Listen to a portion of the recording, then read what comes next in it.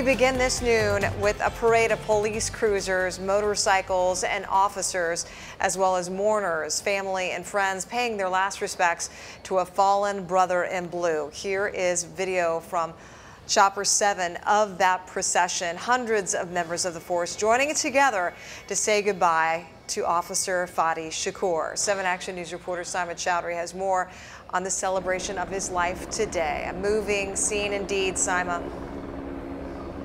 That's right. I'm just going to have you turn around. You can see the procession as they're leaving the church right now. They're heading to a cemetery in Troy. It was such a beautiful service for such a heartbreaking, devastating occasion. Many shared stories about Officer Fadi Shukur. They were talking about how much his smile would just light up a room anytime he walked in.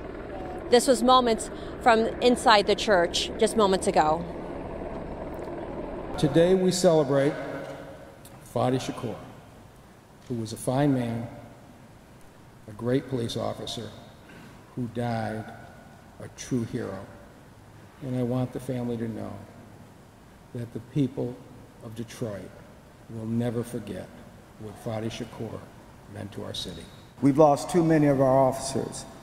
While it's never easy to say goodbye to those we love, it is an honor and I'm humbled to stand here before you this morning and share you the legacy of Officer Fadi Shukur. Something that I find very shocking. And you just heard from Chief James Craig and the Mayor Mike Duggan speaking about Fadi Shukur. It was a morning to remember that officer, who he was as a person and the sacrifice he made as a Detroit police officer. Now, the officer was married only about a month ago before being the victim of a hit and run, as he and other officers were helping with crowd control in the early morning hours of August 4th. Shukur died about 2 weeks later, leaving behind a family, including his new bride. We learned at the church that Fadi had also just honeymooned in Italy with his new bride.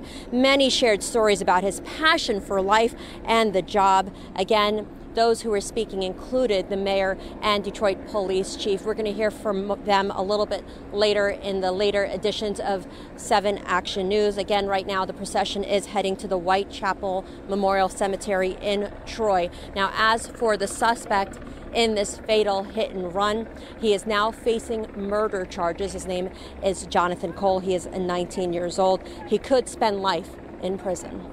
We're live in Utica. Simon Chowdhury, 7 Action News. Certainly our hearts go out to Fadi Shukur's family. He'd only been married a short time, 6 months on the force. Simon Chowdhury, thank you for that live update.